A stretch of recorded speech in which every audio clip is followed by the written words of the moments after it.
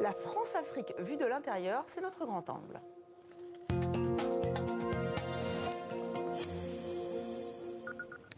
« 10 ans aux archives, 3 ans à la section Europe, une vingtaine d'années au secteur N, le secteur Afrique de la DGSE, Direction Générale de la Sécurité Extérieure. Richard Volange se raconte dans Espion, 44 ans à la DGSE. C'est aux éditions Talent Éditions. Bonsoir, merci d'être avec nous. Bonsoir. Alors, ce n'est pas votre vrai nom et vous ne pouvez pas totalement montrer votre visage. Notamment, c'est lié notamment à une affaire que tous nos téléspectateurs et téléspectatrices connaissent, l'attentat de Charlie Hebdo. Vous étiez en poste à Djibouti quand Peter Sherif, ce vétéran du djihad passé par l'Irak et proche des frères Kouachi, a été arrêté. C'était un homme qui était recherché par tout le monde. Et en fait, vous apprenez, quand vous êtes en poste à Djibouti, qu'il est donc arrivé à Djibouti, où il y a une présence française quand même très importante. Alors comment ça se passe? Là, vous nous le racontez, c'est vrai qu'on a un peu l'impression d'être dans le bureau des légendes. La série, que tout le monde connaît peut-être. Voilà, tout simplement. Bon, il était traqué déjà depuis un bon moment lorsqu'il était au Yémen, depuis plusieurs années. Et lorsqu'il est arrivé à Djibouti, là, c'est là que tout s'accélère et que se met véritablement en place une coopération tripartite très efficace, comme je le relate dans le livre, entre les Américains, nous et les Djiboutiens. Et donc, au fur et à mesure, on est arrivé à le localiser, puis à le faire interpeller par le raid djiboutien. Voilà, et vous rappelez qu'en fait, c'est lié, alors je vais vous citer, à une bourde de son épouse, parce qu'en fait, elle était dans un centre commercial et elle a liké. Il faut faire extrêmement attention à tout ce qu'on dit sur les forums, sur les sites internet. En fait, on est traqué. Oui, tout à fait, tout à fait. Et puis, dans le cas du couple, ils avaient déjà un téléphone au Yémen, mais arrivés à Djibouti, évidemment, ils ont changé, puisque c'est pas du tout le même opérateur, ça marche pas de la même manière. Donc, à partir de ce moment-là, sur son compte Facebook, elle l'a adossé avec un téléphone djiboutien. Et à partir du numéro djiboutien, c'était plus facile de la suivre, y compris les contacts téléphoniques avec son époux. Voilà. Qui lui aussi avait un téléphone djiboutien. Et c'est tout bêtement comme ça que ça s'est passé. Vous avez assisté à l'audition de Peter Sherif. Il n'a pas craqué, il n'a pas avoué. Il va être entendu, hein, il va être même jugé par une cour spéciale. Tout à fait. Son procès, alors on n'a pas encore la date, mais il est bien renvoyé aux assises, alors que précédemment il avait simplement témoigné puisque le dossier était clos. Voilà, donc normalement, si tel est le cas, c'est que suffisamment de preuves ont été réunies. Et notamment dans les affaires, moi je me souviens de 3 disques extrêmement lourds, d'1 téraoctet chacun, qui normalement ont dû permettre d'obtenir des informations assez décisives. Et quel souvenir vous gardez de cette audition? Parce que vous y avez assisté en partie. Alors, j'ai pas assisté à l'audition directement, puisque c'est seule la partie djiboutienne qui pouvait le faire. Mais j'étais donc avec une collègue qui, elle, faisait passer, ainsi que moi-même, les questions pour Peter Sherif. Voilà. Et donc, c'est pas un peu frustrant parce que vous expliquez que là, ça se passe bien avec la CIA, mais que c'est pas toujours le cas. Alors, de ça dépend effectivement des domaines, mais là, dans ce cas précis, ça a été une coopération vraiment très efficace. Alors, il est vrai que les Américains avaient très souvent un temps d'avance. Ils ont quand même des moyens nettement supérieurs aux nôtres, avec une technologie également de pointe. Mais bon, nous, on a mené notre rôle quand même, et puis de toute façon, il s'agissait d'une affaire qui allait être judiciarisée ensuite en France. Alors vous revenez sur toutes ces années que vous avez passées au sein de la DGSE, une affaire de famille, vous le dites, puisque votre père travaillait pour la boîte. Ouais. Vous avez rencontré votre épouse, votre beau-père y était aussi. Ce côté peut-être familial, parfois on sent que vous aviez quand même un champ d'action quand même assez libre. Vous expliquez au fur et à mesure que ça s'est professionnalisé, ça a beaucoup changé ?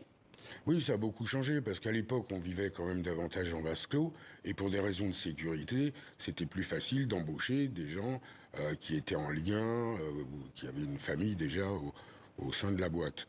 Bon, après, effectivement, il y a eu des annonces qui ont été passées dans les journaux, mais ça restait assez discret. Les gens ne savaient pas où ils allaient atterrir. Oui, c'était déjà les annonces, parce que là, vous avez vu, la CIA recrute sur Telegram. Elle essaye de retourner des Russes contre le régime. Ça vous étonne pas? Non, absolument pas. C'est tout à fait le jeu. Hein. C'est classique. Donc, en plus, avec le contexte actuel, je pense que la CIA fait de tout bois, justement, pour recruter un maximum de personnes sur ce créneau. Alors, vous choisissez de travailler pour le secteur Afrique, le secteur N. Oui. Vous allez faire beaucoup de missions en Centrafrique, en République démocratique du Congo, Burundi, Djibouti, on le disait tout à l'heure. On sent vous êtes assez sévère avec les autorités françaises. Vous dites qu'en fait, finalement, la France-Afrique, enfin rien, ça a été construit, il n'y a pas d'aide au développement. Pourquoi ce constat?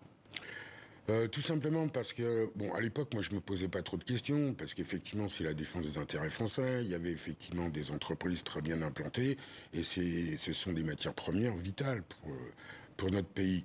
Malgré tout, je pensais qu'il y avait, j'étais un peu déçu, une espèce de projection qui concernait une véritable aide au développement et qui allait nous permettre par la suite de capter les nouvelles générations. Or, ça n'a pas été fait.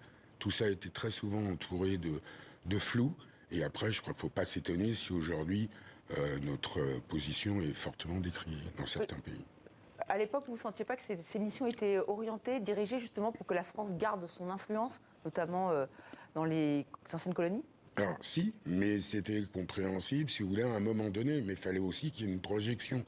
On pouvait effectivement travailler dans ce domaine politico-sécuritaire, mais sur un temps assez limité, parce qu'on assistait déjà à la fin de la Franc-Afrique. Donc il y avait une évolution dans les sociétés africaines c'est des pays souverains qui devaient s'ouvrir à d'autres marchés, d'autres pays. Et je pense qu'on aurait certainement pu mieux les accompagner.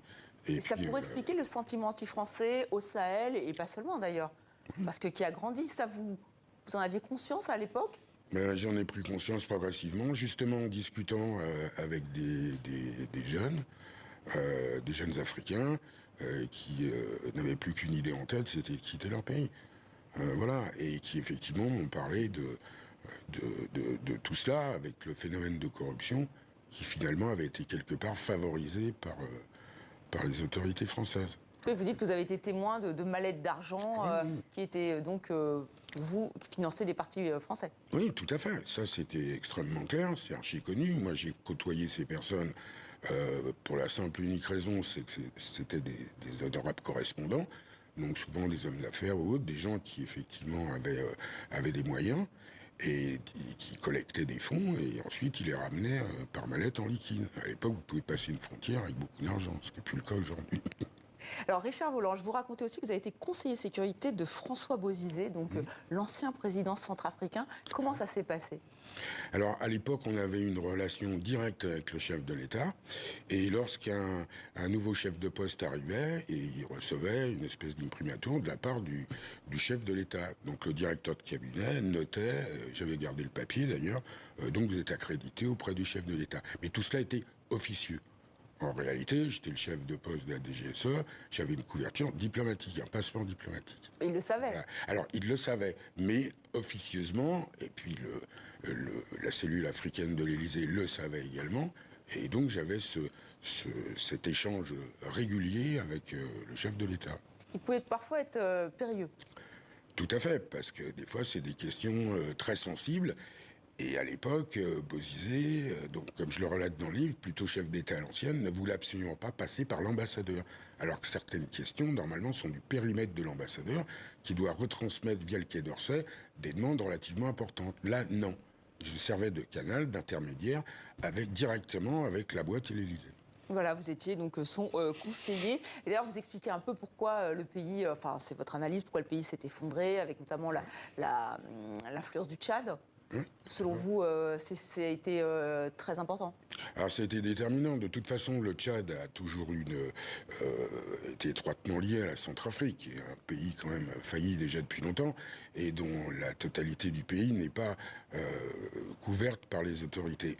Donc, les Tchadiens avaient quelque part aidé Bozizé à parvenir au pouvoir. Nous, on a évidemment laissé faire, ça nous intéressait, vu que l'ancien chef de l'État ne nous était pas très favorable, dirons-nous. Et malheureusement, Bozizé n'a pas su gérer cette protection et progressivement a voulu s'en émanciper sans prendre véritablement de gants avec son allié tchadien. Et à ces moments-là, vous ne vous posez pas des questions en vous disant, voilà, qu'est-ce que je dois faire? Est-ce que vraiment je suis au bon endroit, au bon moment? Alors, ce que je fais est juste? Bon, moi, ça ne me posait pas de problème particulier parce que, quelque part, les Tchadiens nous remplaçaient. C'était quand même beaucoup plus simple d'avoir une espèce de corps expéditionnaire tchadien qui connaissait parfaitement la Centrafrique, plutôt qu'une présence militaire française importante sur place. C'était quand même nettement mieux vu par les populations. Et alors, de nouveaux acteurs arrivent, les Russes, on parle de la Centrafrique évidemment avec Wagner, les Chinois aussi. Alors quand on va retourner à Djibouti, où vous étiez effectivement pour l'arrestation de Peter Sherif, et vous espionnez les Chinois. Et là, on voit que même les professeurs de français peuvent être utiles Oui, tout à la à fait. DGSE. Tout à fait. Les Chinois se sont véritablement implantés à Djibouti à travers la création de cette base militaire qui a été inaugurée, je crois, le 1er août 2017. Donc là, effectivement, pour nous, c'était un signe fort de leur présence dans tous les domaines, mais également sous-régionaux, parce que cette base leur servait aussi à protéger éventuellement leurs intérêts en Éthiopie. Il y a beaucoup d'armées qui sont installées en Djibouti, c'est stratégique. C'est stratégique, ça l'a toujours été. Maintenant, vous comptez des bases militaires, je crois qu'il y en a 4 ou 5. Il y a les Japonais, les Italiens, voilà, il y en a Les Français. il y en a les Français. Bon, tout ça, ça représente aussi une manne financière pour le pays. Et donc la Chine a été bien évidemment un objectif, ça l'est toujours. Et donc c'est là qu'on a commencé à travailler, à essayer de savoir ce qui se passait réellement sur cette base militaire. Et en même temps, tout ce qui concourait au lien avec les campagnes économiques chinois. Et donc, là, juste en quelques mots, que fait comment vous arrivez à la convaincre, cette professeure de français, finalement, d'espionner, pour vous, pour la France? Parce qu'elle avait déjà l'habitude de côtoyer les Chinois et qu'elle était tout à fait favorable à la DGSE, et donc ça n'a posé aucune difficulté. Elle y voyait un jeu quelque part, un satisfecit personnel aussi à travers l'enseignement du français, mais aussi de pouvoir nous renseigner utilement. Et vous avez eu peur pour votre vie, souvent, ou pas? Alors ça dépend où. À Djibouti, non. Mais oui, sur des théâtres d'opération, lors des coups d'État, oui, au Burundi notamment, comme je le relate. Hein, où là, Et à un moment, vous vous retrouvez tout seul. Et où je me suis retrouvé tout seul, c'est à Kinshasa. Le poste avait été expulsé, donc là aussi, il y a tout un épisode particulier de la guerre des Grands Lacs. Et là, ça a été extrêmement compliqué. Et effectivement, vous le relatez dans ce livre, une autobiographie sur 44 ans à la DGSE. Merci Richard Volange d'être venu sur le plateau de 64 minutes. Merci à vous. Merci à vous.